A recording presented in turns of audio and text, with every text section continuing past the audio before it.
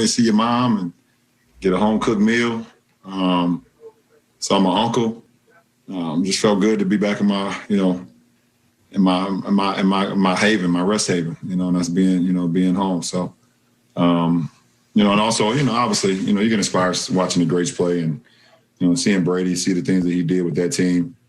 That inspired me as well. But I just felt pretty good. I mean, as I have the whole season, I've been getting better and better as each game goes on, and felt good from the beginning and just trying to keep it going.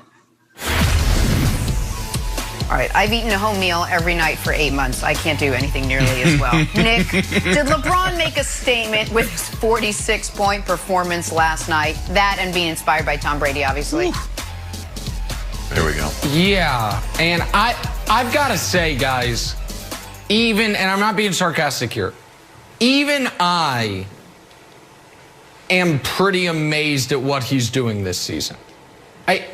I know last year we were like year 17, washed king, but it made a little more sense in year 18 with no offseason to speak of, after going through what was, by all accounts, an incredibly difficult ordeal in the bubble, to 6 weeks later pick it up, have your team with the best record in basketball, undefeated on the road, have not missed a single game, have 15-5-5 minimum in every game played this season, a streak that's only been topped to start a season by LeBron a decade ago, to be averaging 25 points per game in year 18, which no one's ever done, and to be doing this at age 36, which, when you talk about age 36, it's just the late, great Kobe Bryant. By the way, today's the anniversary of Kobe's passing, so our thoughts and prayers with Kobe's family and friends on that. But only Kobe,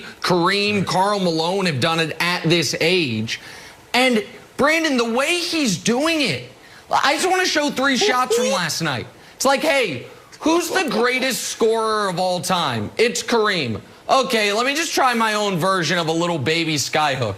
All right, yeah, okay, I'll add that to my repertoire. Right. Okay, who's the greatest shooter of all time? Steph. How about a logo 3, a la Steph Curry? Let me add that to my repertoire. Ooh. And who once upon a time was the greatest player of all time? Michael, with the turnaround baseline jumper. Let me ice the game with this. Like, what is he doing? I honestly, this is, even for me, shocking that he's played every game, that his team has the best record, and that he's just casually throwing up 20-point fourth quarters on 90% shooting because a doofus in the stands made him mad. Like, there is no precedent for what we're seeing from LeBron, and he just keeps adding stuff to his game that I hadn't seen before, Brandon. Wow. Big statement, Jenna. And Nick, you know I got MJ as the GOAT. MJ is the greatest of all time. But MJ, look out. MJ's in trouble. This dude is in year 18, and he's evolving. We started this conversation in the bubble, Nick. We talked about him winning his 4th and how he could potentially win his 5th and his 6th. We talked about AD being able to help him do that. And this guy being able to evolve and go to, that shooter, developing that fadeaway shot, but really leaning into it. We've seen him do these things before, but we're talking about where this is your first point of attack, where this is what you lead with. Before it was always, let me defer, let me get my other guys involved, let me get to the basket. Now we're seeing him, for the first time ever, be comfortable shooting the shot first. Man, I'm sorry to say this, Nick. I know this is your guy. But for years, man, it was like a deer staring in headlights with LeBron James out there with the 3. It was like, should I shoot it? What should I do? Now he's not even thinking. He's not thinking twice about it. MJ's in trouble. This dude is going to a whole nother level. When we were talking about this, when they were in the bubble, I compared this to, like, the only thing I could compare it to was Charles Woodson going from cornerback to safety. Like, how do you play 10 years at corner and be an all-pro, be a Pro Bowler, make it to a Super Bowl? Then you shift your last 5 years of your career to safety and still be an all-pro and go to another level when you physically have slowed down. That's what we're seeing LeBron James do, and he's only had 72 days off. Like, how do you go from being the guy, dominating the basket, dominating the paint last year, and then having 72 days off, evolve, develop this shot, this fadeaway, this hook, in 72 days? It's unbelievable. It's remarkable, Wilds, to see what this dude is doing. And Wilds, it extends the sunset on his career because he's shooting 7 threes a game and shooting them at 40%. If he becomes a reliable knockdown three-point shooter, that doesn't go away, and the passing doesn't go away. So it just extends the different ways, Wilds, he can continue to be the best player or one of the very best players in the league, even at year 20, year 21, year 22. That's right. Yeah, he was 7 for 11 from 3. And I guess if we could see him turn into almost like Tracy started to shoot a lot of threes. He was never a traditionally great three-point shooter. Remember, like, old school Larry Johnson, who was just like a physical presence, ended up just like hanging around by the arc. But out of everything, Nick, the thing that was most impressive to me is the fact that he hadn't missed a game. That didn't seem to be in anyone's plans. Frank Vogels was talking about how he would take it slow. The league literally changed the load management rules for teams that went deep into the playoffs. So I'm surprised that he's played this many games. And I thought you made a really interesting point that the fact that there are no fans at Staples, but they're fans on the road, maybe he likes that sort of juice from being on the road. Maybe that gives him a little extra motivation to play in fans. It's something that he's missed. Yeah, look, Nick, listen, I tell this to guys all the time. I grew up playing basketball and football. I just have a true love for football. That's my first love. But it's easier to train for basketball. And that's why it's dangerous for the entire NBA and also Michael Jordan when we talk about the GOAT. Because when you develop a shot, like you said, that doesn't leave you.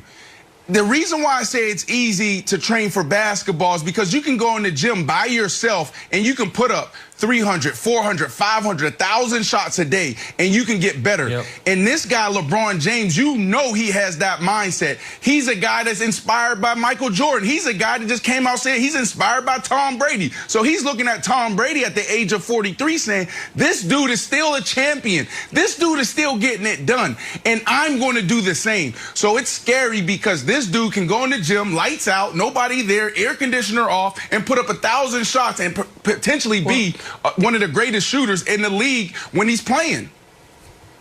And he also, we thought that at this point it would be a 1A, 1B LeBron AD, or maybe 1A, 1B AD LeBron. That's not the case. I know AD had a great game over the weekend, but AD hasn't been great yet this season. LeBron, if you look at the advanced numbers, has been the single best perimeter defender as far as a field goal percentage allowed perspective in the entire NBA. His team is the #1 defensive rated team in a top 5 offense. They're undefeated on the road. And again, we lose perspective on this. He's 25-7-7 on the year. Only Jokic and Doncic are doing that of anybody. He's 25 points per game in year 18. I will just quickly, Jenna, give you the list of people who have averaged 15 points per game in year 18. Moses Malone, Kareem, Dirk, Karl Malone, and the late, great Kobe Bryant. That's the list. And none of them average more than 23 in year 18. LeBron's at 25 and is the best player on the best team. And it also, I think, even though he's not going to have overwhelming stats the way Luka and Jokic are, I think he is a sneaky favorite right now to be league MVP more than 12 years removed from when he won his first one. And in year 18, which would be totally unprecedented without any close comparison. All right, so just to recap, LeBron James, still good. Let's play a little in or out. The Nets reportedly are in trade discussions with the Cavs for JaVale McGee. Also have some interesting Kevin Love. Nick, you in or out on the Nets needing to add another player to be title contenders? Oh, they 1,000% need to add some defensive presence. Now, I don't know if JaVale is that guy. If you remember back to the finals, JaVale went from starting to getting DNP's coaches' decisions. But they're going to add some type of big man in the buyout market. The Kevin Love thing, Wilds, is perplexing to me. Brandon, first of all, they have literally nothing left to trade unless they're trading Kyrie or Harden, I guess. Second of all, he addresses none of their issues. The Kevin Love part is just mystifying why he would be included, but they definitely do need another big. I don't know if it'll be JaVale or somebody who gets bought out in a month or so. Brooklyn, do not listen to Nick Wright when we're talking about the Nets. You're never going to get the right answer. This is like a dessert wine. We don't need this. We have.